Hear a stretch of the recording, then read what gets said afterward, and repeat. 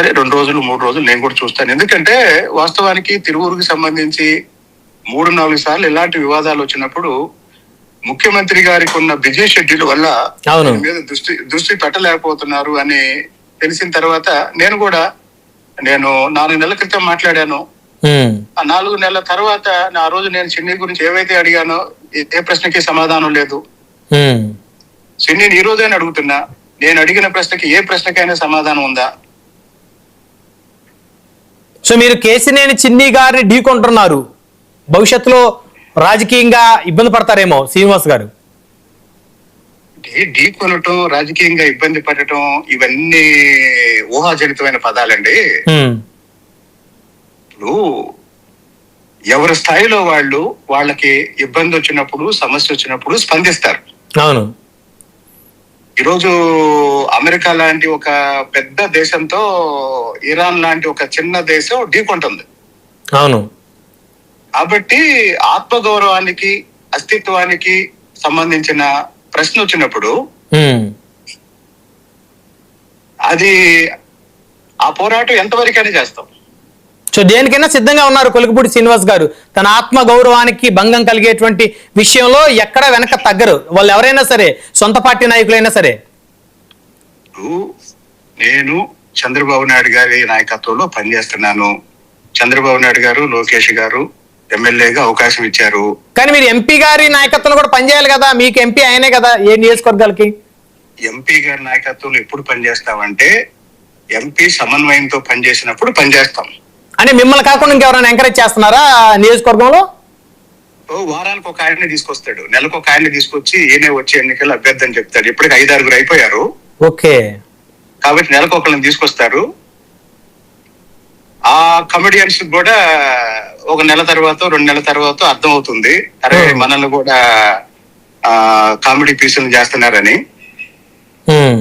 నేను ఇవన్నీ పట్టించుకోనండి. అంతిమంగా ఇప్పుడు మీ మాట అధికారులు వింటున్నారు సార్ నియోజకవర్గంలో?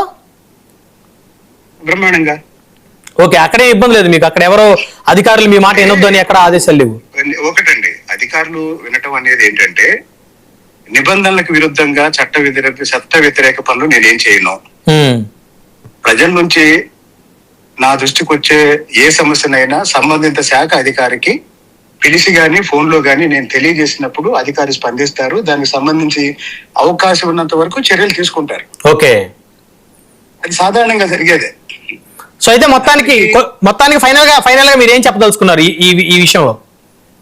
ఒకటండి, తిరువూరుకు సంబంధించి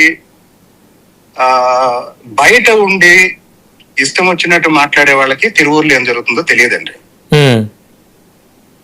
తిరువూరులో ప్రజలను అడిగితే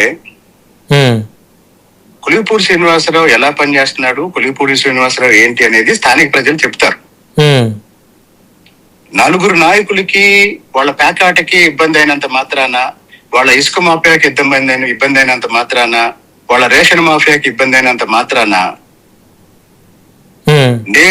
నేను ప్రజల కోసం పనిచేస్తాను తప్ప ఈ 4 మాఫియాల కోసం పనిచేయనండి.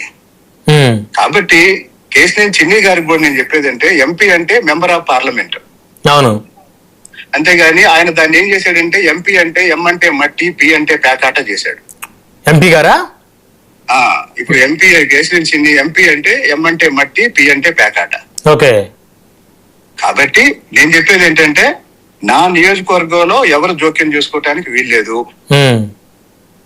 నన్ను ఓట్లేసి గెలిపించిన ప్రజల అభివృద్ధికి, వాళ్ళ సంక్షేమానికి చంద్రబాబు నాయుడు గారి నాయకత్వంలో పనిచేయడం నా బాధ్యత. కాబట్టి ఒక ఎంపీగా మిగతా నియోజకవర్గాల్లో ఆయన ఎలాంటి పాత్ర పోషిస్తున్నాడో ఇక్కడ కూడా అలాంటి పాత్రే పోషించాలి. ఓకే. అంతకన్నా ఎక్కువ చేస్తానంటే చూస్తూ ఊరుకునే ప్రసక్తి లేదు. ఓకే, థ్యాంక్ యూ నాయుడు గారు. రైట్.